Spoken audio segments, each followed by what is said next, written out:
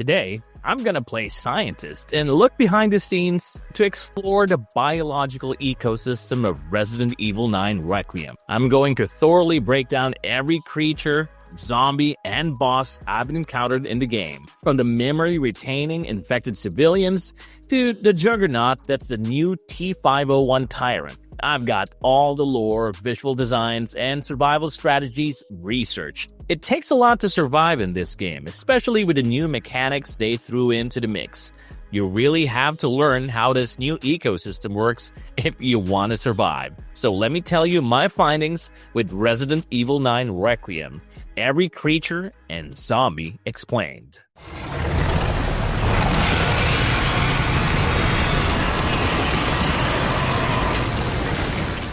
Core zombies. The baseline infected population in Requiem is completely different from the neurologically degraded, brainless husks we're used to seeing in the previous biohazard incidents. The viral strain responsible for the current outbreak, called Raccoon City Syndrome, allows hosts to retain fragments of their former personalities and routines. You'll see these new type of zombie mumbling, crying, and aimlessly sweeping floors instead of the mindless groaning and shuffling we're used to seeing in zombie media and in the previous RE games. It's a new psychological horror that feels like it's inspired by monsters of a similar concept, such as the Flood from Halo, which are zombies that retain their host's intelligence and thus are able to use weapons, machinery, and vehicles, or from the movie The Substance, where the victim's consciousness remains as they watch their bodies transmogrify. There are over 100 different behavioral profiles programmed into these enemies. This gives them believable variety and makes them wildly unpredictable, and expands on the horror of the situation. You might walk into a ruined diner and see an infected person just sitting at a booth waiting for a meal that will never come. This also makes the levels feel less like arenas, with enemies strategically plopped around here and there for combat, which is a common problem for most video games. But here, Raccoon City doesn't feel like a series of levels. It's more of like an actual town you're walking through, and these behaviors really help sell that illusion. The primary civilian infected, called the Raccoon City Zombie, appears in varying stages of morphological degradation. They wear regular clothing such as flannels, tattered shirts, and hoodies. Their skin has a sickly gray or pale blue pallor with severe necrosis and open wounds because they emulate mundane behaviors until triggered by proximity or sound. Navigating the environment requires situational awareness and pattern tracking. You have to watch how they move before you shoot, plus there's also the classic Dead Space style trick of seemingly dead enemies actually being asleep. They wake up to attack when you get close, forcing you to constantly double-check the bodies on the floor. In areas of high security, this baseline threat is elevated by the presence of the BSAA zombies. These are former BSAA operatives that have died there in an effort to destroy an underground hidden facility called ARC, and they still retain their weapons, tactical belts, and Kevlar vests. The preservation of these tactical gear acts as armor, granting them higher damage tolerance than their civilian counterparts. Ammunition conservation becomes your primary concern when engaging these units. You can't just unload onto their bodies like you could with the civvies. You'll have to precisely aim for the head or any exposed weak points on their arms and legs. But as you know, you might not have the time to line up those perfect shots when 3 of them are rushing you, so oftentimes just juking them and running away might be the best solution. As you descend into the deepest, highly classified sectors of the experimental facilities, you'll introduce yourself to the ARC zombie, comprising the infected personnel of the subterranean ARC laboratory. The concentrated viral load within the enclosed laboratory environment catalyzed more advanced fungal and viral growths on their bodies. This makes them more mutated, resilient, and aggressive than the surface-level variants. When you shoot them, they sometimes burst with toxic spores to drain your health if you stand too close, so you have to gauge your distance and manage spacing when fighting these lab technicians. Special Role Zombies. The psychological horror of the outbreak's most acutely realized in the Special Role Zombies, whose ingrained civilian routines have been twisted into the gameplay and combat mechanics. The culinary-themed infected, colloquially known as the Zombie Chef, is the biggest threat in the first-floor kitchen of the Rhodes Hill Care Center's West Wing. Built like a brick wall, this enemy wields a massive and deadly meat cleaver. Receiving just 2 strikes from this weapon guarantees an immediate game over. Shooting it, even with high-caliber stuff like the Requiem revolver, will take many shots. It's best to save that ammo for dire situations, so you'll have to use stealth to get around this guy. The kitchen environment contains obstacles such as pullable utility carts that must be used to obstruct his line of sight. When the chef detects you but finds his path blocked by a cart, he'll slightly distract himself by doing things like violently kicking the obstacle. This kick can concuss and stagger you if you're standing too close to the action, so take the time to run and hide. Down in the medical wards, you'll run into the zombie surgeon. Since these guys carry scalpels and are precise with them, you have to change up your combat style, as direct fights in these tight hallways will just get you sliced up fast. You need to master stealth takedowns using the hemolytic injectors from behind. If they spot you, they lunge at you with speed, and they're faster than you expect. They've actually caught me off guard a couple of times. There are also localized zombies here like the light switch zombie. It just obsessively flicks a light switch on and off. This lets you easily sneak past as long as you don't interrupt its loop, and I find it to be a pretty sad and tragic little guy. The final special role infected is the zombie singer. This is the main sound-based threat in Requiem, acting a lot like the Shrieker from RE6. Usually found in dining halls or offices wearing tattered dresses, they use sound to attack. If a singer spots you, it lets out a screech that blurs the screen and messes with your aim. To make matters worse, this scream wakes up sleeping zombies and attracts them directly to your location, which, if you're a Left 4 Dead fan, you should be causing flashbacks to the witches from Left 4 Dead 2. If a singer gets too close, it will grab Grace and scream right in her face in a manner that really reminds me of Sindel from Mortal Kombat. The sound pressure literally bursts the veins in your character's head for an instant death. You've got to take them out from a distance with your guns before they even see you. Monsters and classic B.O.W.s. This outbreak shows off some highly evolved bioorganic weapons, which lore-wise proves that the bad guys are mass-producing these things for the black market instead of just running tests. The infected dogs, now called Garm, show up mostly when Leon is riding his motorcycle down the Raccoon City Center Highway and the city periphery. They look grosser than ever, missing chunks of muscle while sporting exposed skeletons fused with test tubes, showing that there aren't naturally infected zombie dogs, but were specifically tested on, which we can see as the game's lore says these dogs have a market value of $30 million each. That price tag makes sense given how fast and lethal they are. To survive them, you have to focus on high mobility evasion, dodging around wrecked cars and putting them down with gunfire suppression before they can flank you. The Licker Beta 2 is the next evolution of the classic Blind Stalker. You'll mostly encounter these monsters inside the Arc Lab and the various bioweapon repositories. Instead of the usual raw pink muscle, these have dark charcoal or bluish skin. The exposed brain is still there, but their skeletons have sharp bone spikes, making them look way meaner and, to be frank, less realistic. Their exact market value is unlisted in the files, likely because they're too dangerous to sell safely. Since they're blind, you have to use stealth to move around and throw shit to make noise and distractions. You must be quiet around them and avoid stepping on broken glass onto lab floors. If a fight breaks out, you'll need to parry their claw and tongue attacks. I've fought off my fair share of lickers for years, but having to stand still and perfectly time a hatchet parry against a tongue lash is so sweet. This is probably the best iteration of the lickers yet. While I'll get to the Titan Spider later on under the Apex bioweapons, you'll also have to deal with stranded spiders or infected arachnids throughout the game. These smaller arachnoid monsters often appear as swarming adds when the Titan Spinner acts as a brood mother, summoning swarms of tiny spiderlings designed to rush around, area control, and chip away at you. The threat level of these standard spiders actually changes drastically depending on who you're playing as. During Leon sections, dealing with them isn't too much of a problem. Honestly, they turn more into annoyances you have to clear out exterminator style. Plant mutations are stuck down in the Blackthorn Station subterranean tunnels. Here, The Plant 43 weapon has grown a massive root network. Valued at $100 million, this little gift shop of horrors reject completely blocks your path to the lower arc labs, becoming a massive environmental hazard all by itself. To survive this section, your strategies must involve high-caliber rounds and targeting its central bulbs. You also have to use fuel tank incineration to burn away the thickest vines.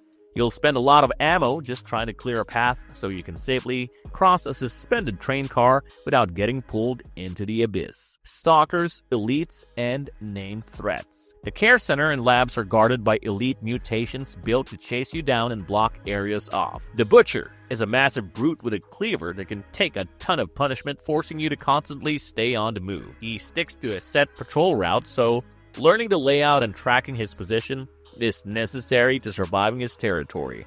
Although this is something that you've been doing throughout the entire game, so really the Butcher isn't anything new or all that interesting. If he catches you in a dead end, his wide swings make it almost impossible to escape, so sometimes it's best to just give up and reload a save.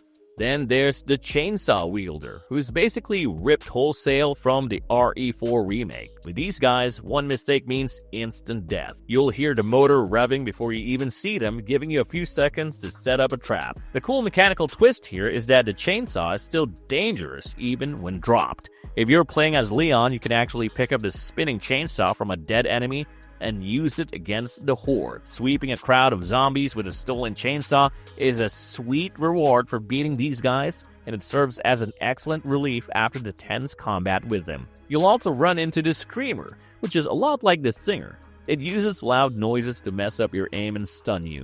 They usually spawn alongside faster enemies, acting as a support unit to debuff you while the rest of the pack moves in for the kill. The virus also brings back dead enemies as Blister Heads, who are a lot like the Crimson Heads from the RE1 remake, but they move erratically, hit harder, and run faster. To stop them from coming back, you have to destroy the corpse completely using hemolytic injectors, decapitation, or sniper rounds, forcing you to choose if a body is worth burning an injector on, because if you don't clean up the bodies, you'll get swarmed by even worse Blister Type 2 mutations later when you backtrack through the area. Chunk is a terrifying glutinous monster with a giant mouth that eats everything in its path, which means he's essentially the baby monster from Village. Because Chunk is so large, he fills up the narrow hallways, meaning you can't juke past him. You have to run away constantly. Survival strategies change depending on who you're playing with. With Grace, you have to squeeze through narrow doors where Chunk can't fit and stab his head with injectors while he's stuck. With Leon, you just blast through his thick skin with your pump-action shotgun until he bursts. The scariest threat in the care center, however, is the Hag or Big Mama. She is also referred to as the Girl in-game, and she's actually a failed mutated clone of Emily. This huge blind stalker wears tattered robes and hunts you down entirely by sound. She doesn't care about doors or hiding spots. She'll just smash through them or drop out of ceiling vents. So don't be surprised when you think you're safe and she suddenly pops down from the ceiling. Always stay moving. Her one weakness is light. You have to blind her with Molotovs, torches, or work lights to stun her long enough so you can run away. Learning where the stationary work lights are plugged in is crucial for navigating her territory somewhat safely. Nuisance!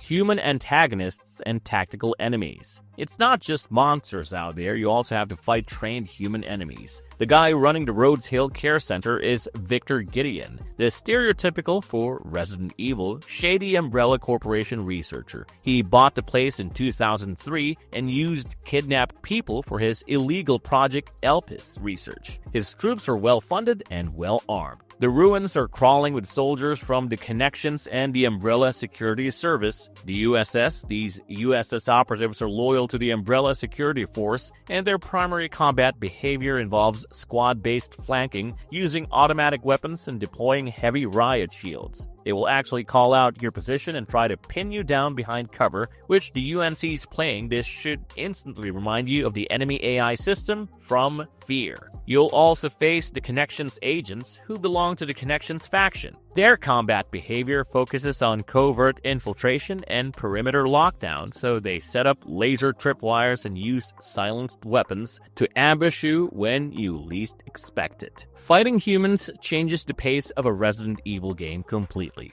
Dodging USS gunfire forces you to treat it more like a cover-based shooter. You have to break the line of sight, use smoke from gas canisters, and dive to break their formations. The shields they carry deflect all small arms fire, so you have to shoot their exposed feet or toss a grenade behind them. If you're desperate, you can even shoot glass pods to release lickers into the room to distract the soldiers. Though obviously, now you have lickers to deal with, watching a licker tear through a USS squad is awesome, and finishing off the weakened survivor is a good tactic. Deep in the Ark facility, there is Hunk, the commander, part of the USS Elite. His behavior is entirely focused on CQC mastery, throwing smoke grenades and using anti-firearm melee parries, meaning this boss fight completely changes the combat pace because firearms are basically useless against him, as he just deflects your bullets with his tactical gear. It's a close-quarters duel where he uses martial arts knives and smoke grenades to constantly vanish and reappear. You have to master the rhythm of parrying his melee attacks with your hatchet and hitting him back while he is off balance.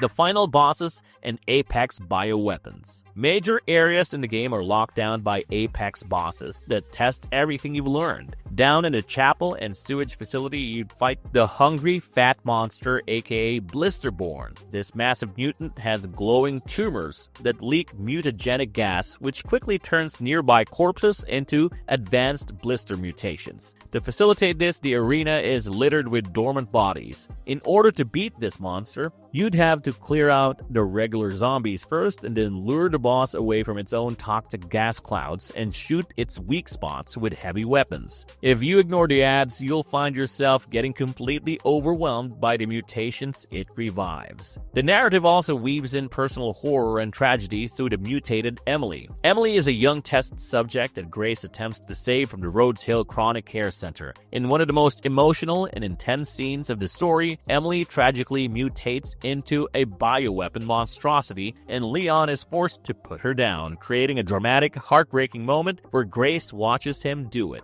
The dialogue and really the whole scene here is a real tearjerker, with Grace breaking down and blaming herself for failing to save the girl who helped her escape, while Leon tries to console her and urges her to keep moving. The spider mutants hit their peak with a Titan Spinner. This is a massive B.O.W. you fight mostly in the East Raccoon City apartments and the NF building. Yeah, the giant spider boss is back after missing out in the mainline games since RE5. Like the licker, its value is unlisted. It has a huge, bristly abdomen, glowing eyes, and spits acid venom. The spinner crawls on walls and ceilings to drop on you out of nowhere, and it also acts as a brood mother, summoning swarms of little spiders to trap you. Your best key combat counters are using environmental gas tanks to blow it off the ceiling. You also need to use wide-swinging anti-swarm melee tactics to clear out the baby spiders before they chew you down. And then we have the Tyrant T-501, the penultimate roadblock and boss when you leave the police station. It's identical to Mr. X from RE2 Remake,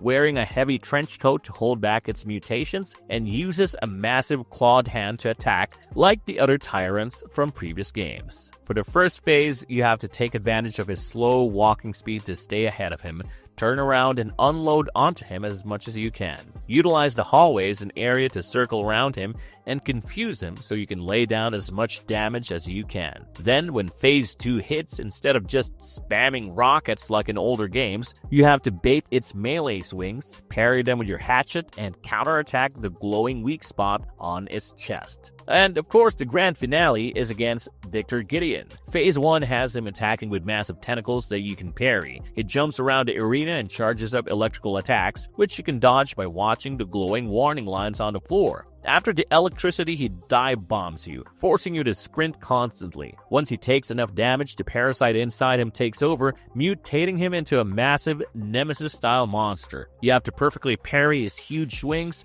and focus your automatic weapons on the glowing weak points on his head and arms. Breaking those exposes his core, which you have to blow up with grenades or heavy fire. You finish him off with a final quick-time event, burying your hatchet into his core as the facility collapses around you. The enemies in Resident Evil 9 Requiem constantly forces you to adapt. Whether you're parrying a tyrant, running from charging giants, or sneaking past memory-looping zombies, the game never lets up. This game is the pinnacle of survival horror game design, cultivated from decades of experience. Each monster and encounter will either test your skills, your strategic thinking, or your resource management capabilities, culminating in one of the greatest survival horror games of all time.